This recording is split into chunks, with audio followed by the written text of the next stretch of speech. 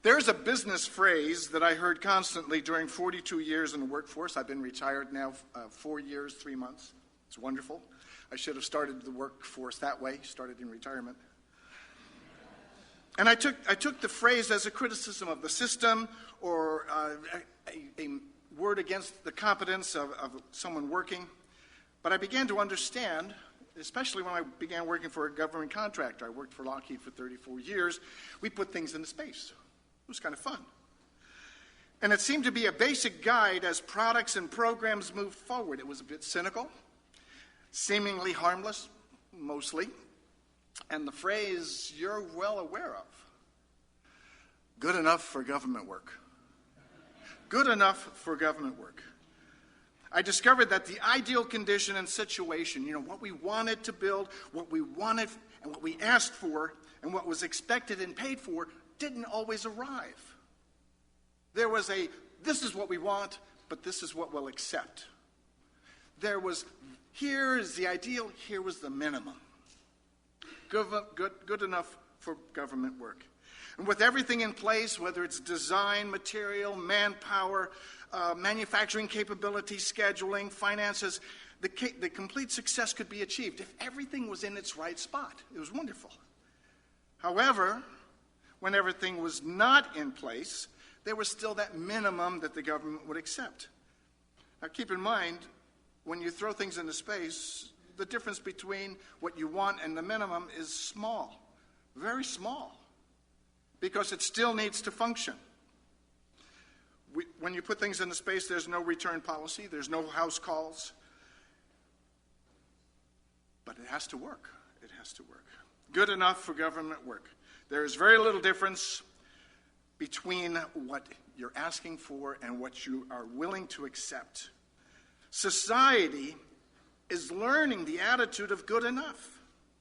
It has permeated society. Good enough is the lowering of standards and expectations because the ideal, the standard, sometimes is just too difficult to achieve. Good enough, January 28, 1986. I remember where I was. I remember the conversations with the people I was having. It was STS-51s, Space Shuttle 51, the 51st flight of the Space Shuttle. It was the Space Shuttle Challenger. We come to discover that we had repeatedly flew our space shuttles in a no-go condition. Should have stood down, should not have flown our space shuttle. But they had repeatedly flown in a no-go condition because they weren't caught. The O-ring, I won't go into the details of it, but the O-ring at a certain temperature became hard. And in Florida, when you're launching in the morning, the O-ring was hard. And if it's hard, it doesn't flex, and it doesn't prevent hot gases escaping. And the hot gases escaped and blew into the main tank, and the shuttle disaster took place. They launched continually. It became known as standard deviation from the norm. They flew 10 or 11 missions in a no-go condition, but they didn't get caught, so it's a standard deviation from the norm. We can fly in a no-go condition until good enough wasn't good enough. And we lost the crew. We lost multi-billion dollars worth of technology. That needs to stay there so I can see it. It's my timer. You want me to see the timer. What had developed was a culture of incremental deviance. It's called the normalization of deviation. Good enough is just good enough. But is it? The idea of good enough is being taught to us as a way of life. You go online right now, you'll find articles titled, "How Good Enough is Enough," "Why Your Best is Good Enough," "I Am Enough," I don't know what that means, how good is enough, or letting go of perfect because good enough is for now. Good enough, is it good enough? If you like titles, my title is Good Enough Isn't. It just isn't. An attitude of good enough allows us to have an exit strategy from excellence. You're able to step away from standards. There's an article, I'll just read a little bit from it. It's called The Power of Good Enough by Olga Kazan in 2015. It was an op-ed piece. I'll just capture some pieces here. Writes, over a decade ago, psychologist Barry Schwartz published what might be the ultimate psychological life-hacking tome, The Paradox of Choice, Why More is Less. And he discusses why we have so many options. Just settle for what works. Just settle. Just settle. Good enough. He writes, as people have contact with items of high quality, they begin to suffer the curse of discernment. The lower quality items that used to be perfectly acceptable are no longer good enough. The hedonic 0 point keeps rising, and expectations and aspirations rise with it. As a result, the rising quality of experience is met with rising expectations, and people are just running in place. As long as expectations keep pace with realizations, people may live better, but they won't feel better about how they live. Meaning that if you strive for standards, you just won't be happy. Schwartz's solution, the article continues, as he recently explained to the psychological blogger Eric Baker, don't know where that goes, is to settle for something that's acceptable, even if you know that there's likely something better out there. That's part of where we are. Society is being taught, okay, good enough. As choices increase, this is what we're hearing here. As choices increase, expectation rises, and people become unhappy. Therefore, settle. Be happy. Lower the bar. Release the stress. Go and do just what is good enough. Just what is good enough. In another Q&A session on Reddit, Schwartz, again the same fellow, he concludes, it can be hard in our culture to force yourself to settle for good enough, but when it comes to happiness and satisfaction, good enough isn't just good, it's perfect. Just good. Good enough. Good enough is perfect. Again, good enough allows you to have an exit strategy from what is right. But is good enough really good enough? Is it godly to think that way? Is it a valid lifestyle? Is it a valid lifestyle? Would 0.1% in error be good enough? 99.9% excellent work, and just 0.1% being off.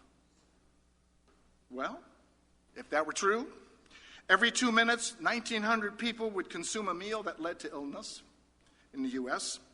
Every hour, 1,000 ATMs would dispense incorrect amounts. Would that be good enough? Every 24 hours, 583,000 pieces of mail would be delivered incorrectly.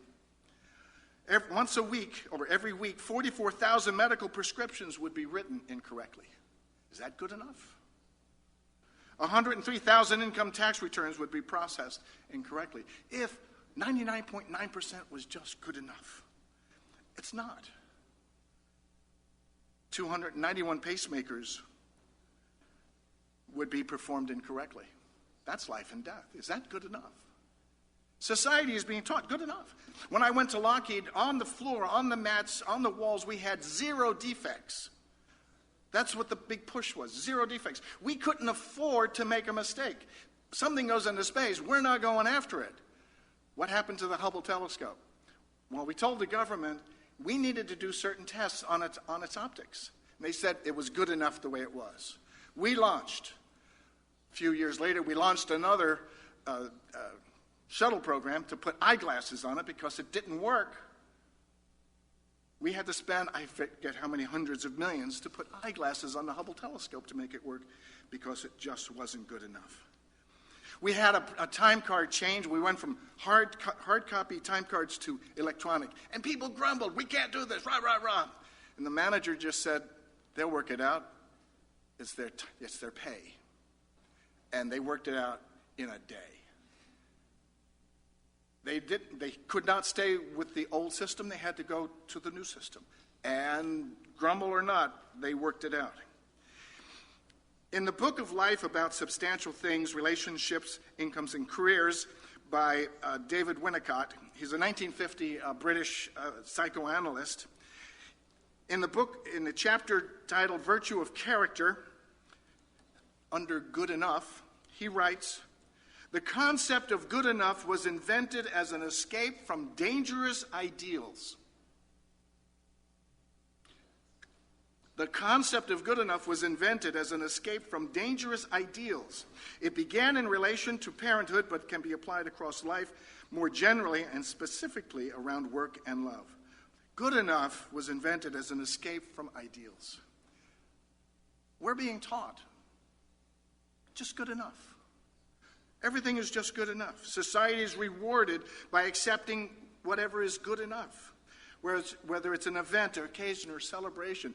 We understand we have a single adversary in our lives.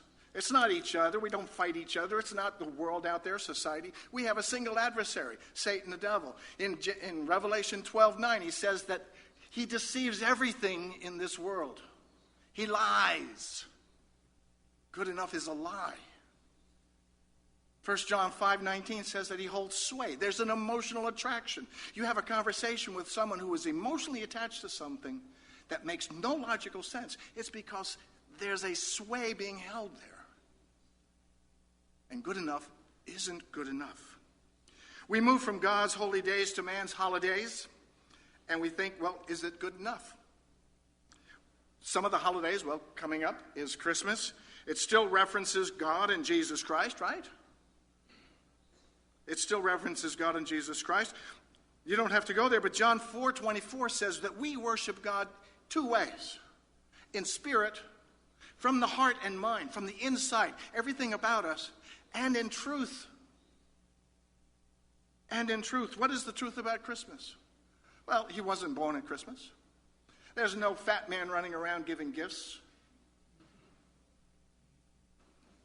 Christmas is based on the lie. Yeah, Jesus was not born around December 25th. Christmas worships Jesus Christ. Yes, it comes from the Bible. No. Santa Claus has a godlike ability, doesn't he? He visits everybody in the night. And he has the ability to know whether you're sleeping or not, whether you've been good or not. And if we go from holy days to holidays, then we've gone to whatever is good enough. Man's holidays introduces the bigger lie, that good enough can replace God's righteousness, the ideal. When we get down to it, people don't change when living good enough lives. I'm doing just good. I'm okay. People don't grow when they live good enough lives. There's no need to change. If we think that we're just doing good enough, then we're good. We're all right. Replacing God's righteousness with man's goodness reduces stress, relieves anxiety, and creates an easy way out from the demands of high standards. I remember in high school I had a difficulty. I better watch this. I had a difficulty with Christmas. And I was learning that God's way and man's way, there was a conflict there.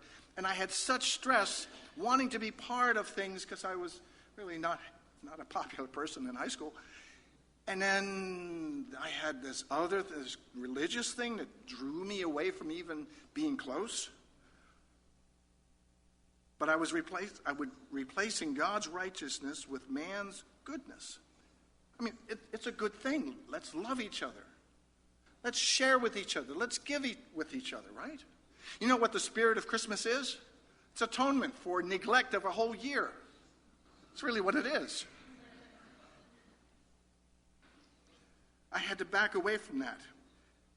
Replacing God's righteousness with man's goodness reduces stress, relieves anxiety, creates an easy way out from the demand of high standards. In Florida, there was this wonderful church. You could go there in your pajamas because you just went to the drive-in, put the little machine on your window, and you had church services. You got the hair curlers because you're going out late that night, and you got your pajamas, you got your coffee and your breakfast. There's no fellowship.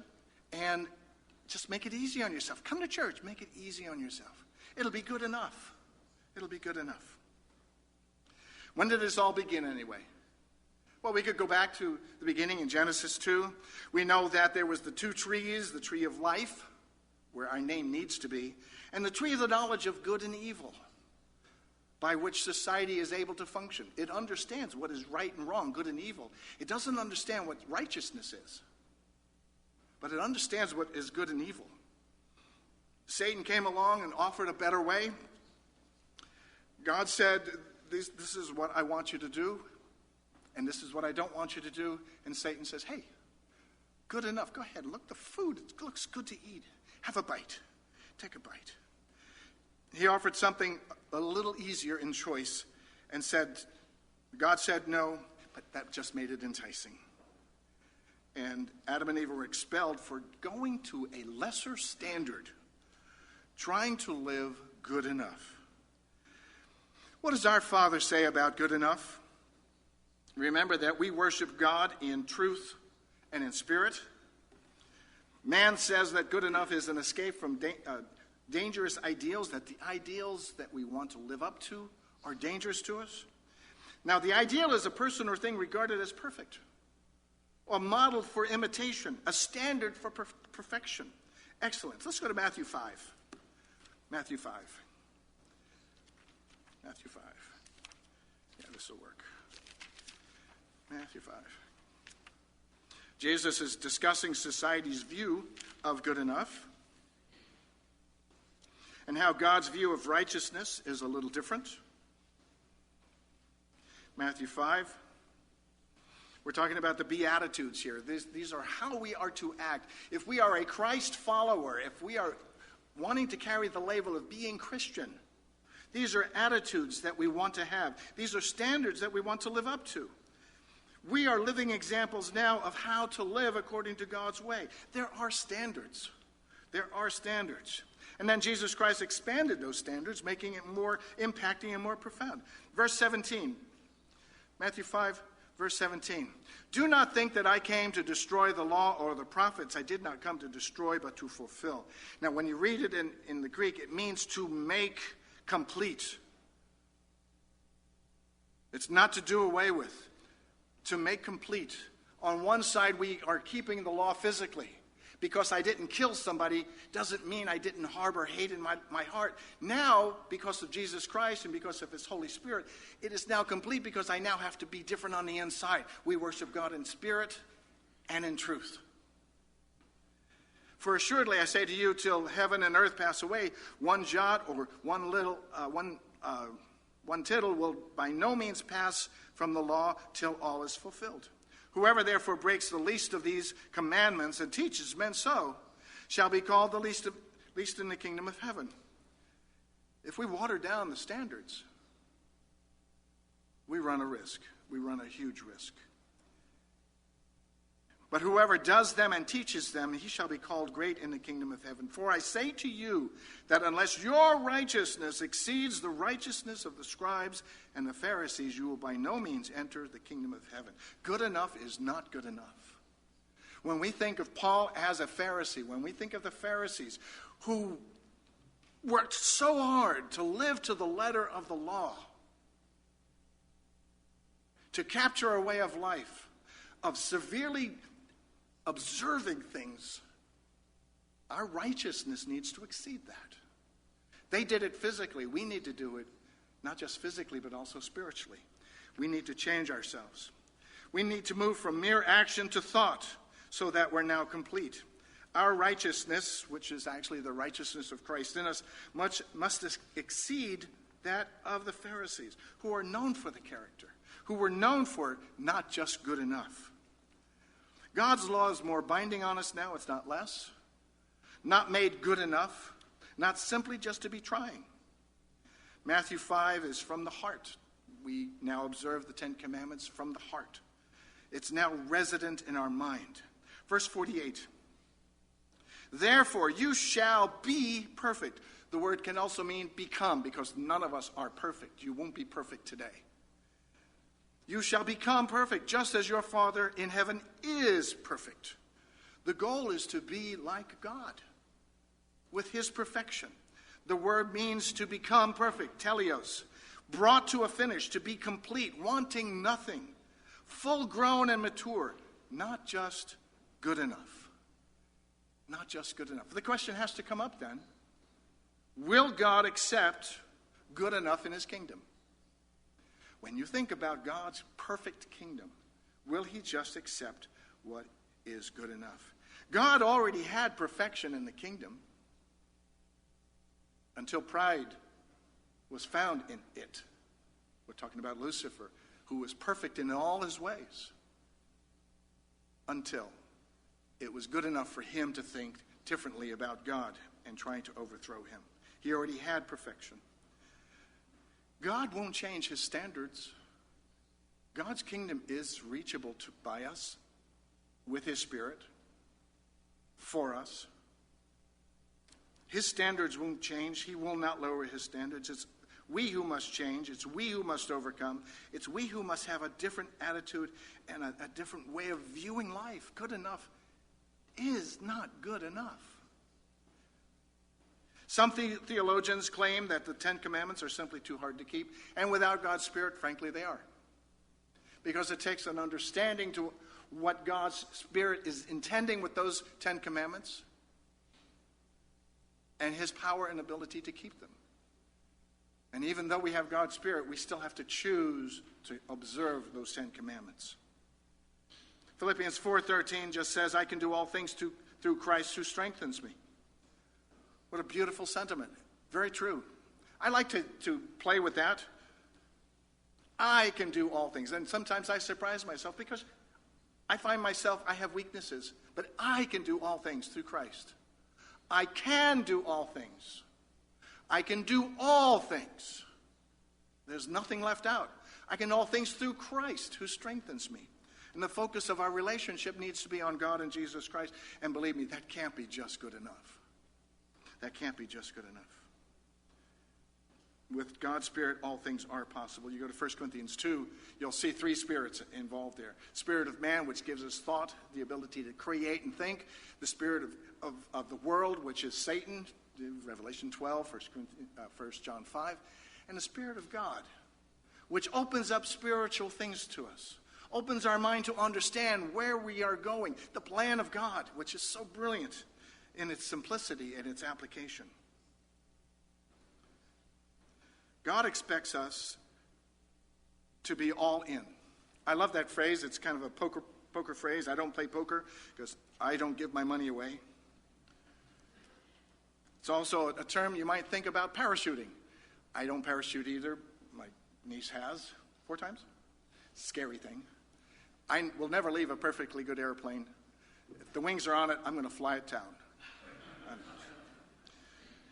God expects us to be all in everything, to live with passion. That good enough in our lives isn't good enough. When we think about our apostle Peter, he was all in. And before he got God's Spirit, he was kind of all in various ways. He was always entertaining to read. King David, we heard about King David. King David was all in. He was a man after God's own heart. He was fully engaged in what God was doing in his life. Our life is not a total sum where you can do a -5 today and a 10 tomorrow and you're at 5 even. It's got to be all in every day where our life is just not good enough on a daily basis. I have a shirt. This is a nice shirt, 10 buttons. And if we think 90% is real good, because if you go to college, 90% is an A, if you take a test. Well, it popped 1 button today. The top one. I am missing my top button.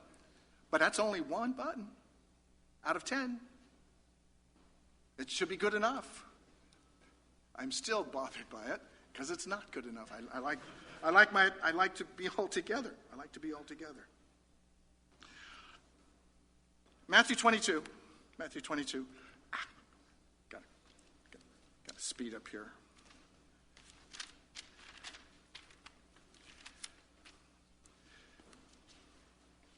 Matthew 22 and verse 34.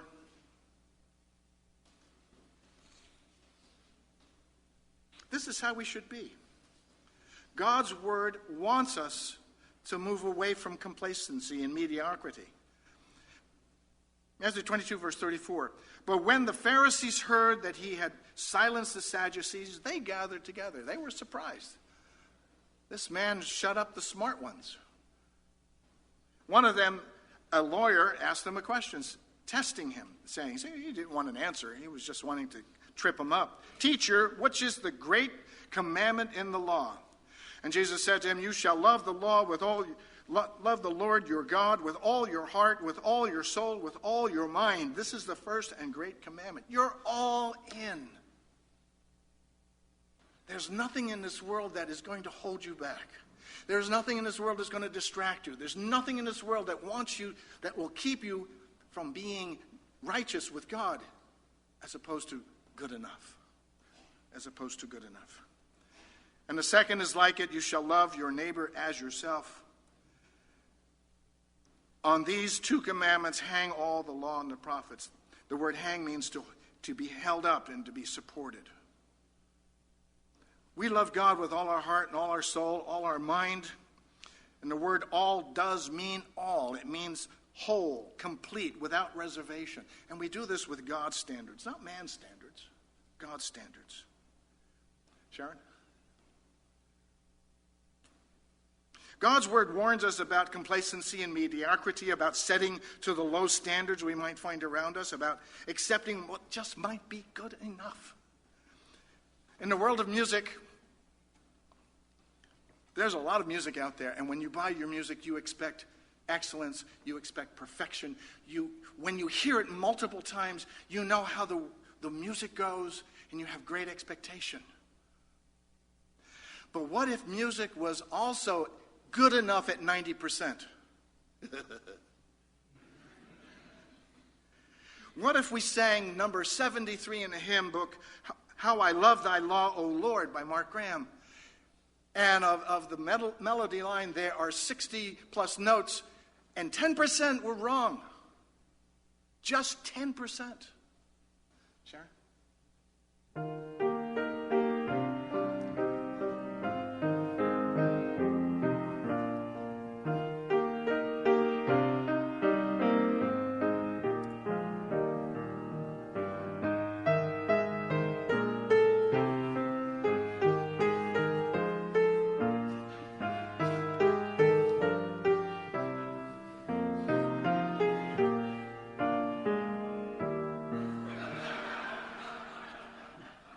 Now, I want you to know it took 10 minutes to get her to play that badly.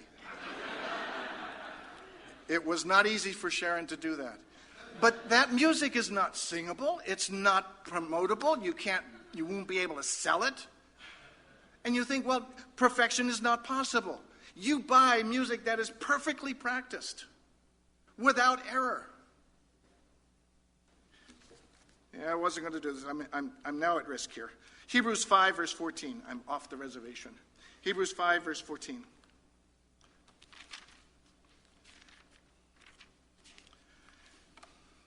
What happens is we can't allow complacency and mediocrity in our lives. We can't set our standards low. We have to rise up past good enough. Past good enough. Hebrews 5, verse 13, for everyone who partakes only of milk is unskilled in the word of righteousness, for he's a babe. Hasn't fully practiced God's way, hasn't fully engaged God's way, hasn't fully used God's Spirit.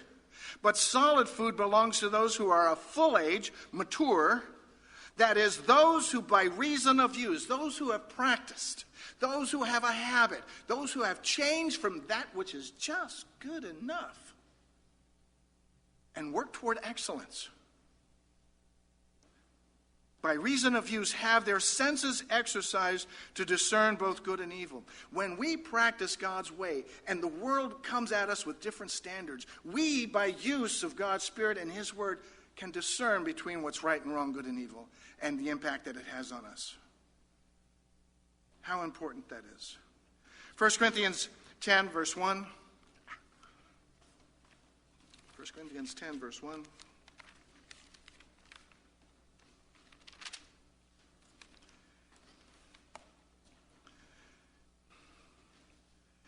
1 Corinthians 10. Moreover, brethren, I do not want you to be unaware that our fathers were under the cloud, all passed through the sea, all were baptized into Moses in the cloud and in the sea, all ate the same spiritual food, all drank the same spiritual drink, For they drank of that spiritual rock that followed them, and that rock was Christ.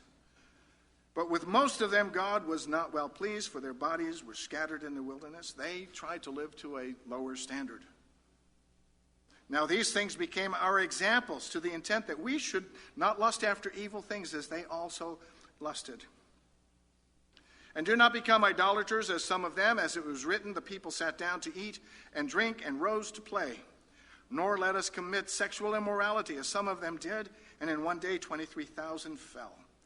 Nor let us tempt Christ, as some of them also tempted, and were destroyed by serpents. Nor complain, as some of them also complained, and were destroyed by the destroyer. Verse 11. Now all these things happened to them as examples, and they were written for our admonition, upon whom the ends of the ages have come. Therefore, let him who thinks he stand take heed lest he fall. If you think you're doing a great job, take another look. Because if it's just good enough, it isn't. It isn't. If it's just good enough, it isn't. Our righteousness must exceed the righteousness of the Pharisees, and that's a challenge. That's a difficulty. 2 Corinthians 5. 2 Corinthians 5. Verse 17. 2 Corinthians 5, verse 17. Therefore, if anyone is in Christ, he is a new creation. Old things have passed away. Behold, all things have become new. Now all things are of God, who has reconciled us to himself through Jesus Christ, and has given us the ministry of reconciliation. That is, that God was in Christ reconciling the world to himself, not imputing their trespass to them, and has committed to us the word of reconciliation. Now then, we are ambassadors for Christ, as though God were pleading through us. We implore you, on Christ's behalf, be reconciled to God. For he made him who knew no sin to be sin for us, that we might become the righteousness of God. We are to seek God's righteousness. We're to put on the righteousness of Christ in our minds. Philippians 2:5 says we're to have the mind of Christ in us. That's not a casual thing. That's not a good enough thing. We have a mandate, an official commission from God. Let's close with Romans 12. Close with Romans 12, verse 1. I beseech you, therefore, brethren, by the mercies of God, that you present your bodies a living sacrifice. You have committed to yourself a way of life that is a perfect sacrifice to God. Holy, acceptable to God, which is only a reasonable service. That's a rational service. And do not be conformed to this world, and do not be transformed by the renewing of your mind, but be transformed by the renewing of your mind, that you may prove what is that good and acceptable and perfect will of God. That we are to prove. The word means to do, to follow, to test, to examine, to scrutinize, to recognize as genuine. What is that perfect will of God? That which is perfect, wanting nothing, full grown. We have to come and ask the question of ourselves, is my relationship with God good enough? And how do I improve it? Is my relationship with Jesus Christ just good enough? And how do I improve it? What do I do to improve my marriage if it's just good enough? How do I deal with my children in child rearing if I'm just doing a good enough job? Is the entertainment I'm looking at good enough for a Christian? The TV programs, the books I read, the movies I go to, the internet, which is so risky. Is all that good enough? How do I keep the Sabbath? Am I just doing a good enough job? We have to ask ourselves, if nothing else, we walk away with, is good enough in my life good enough? What can I improve? God will not accept good enough in his kingdom. That's a foundation.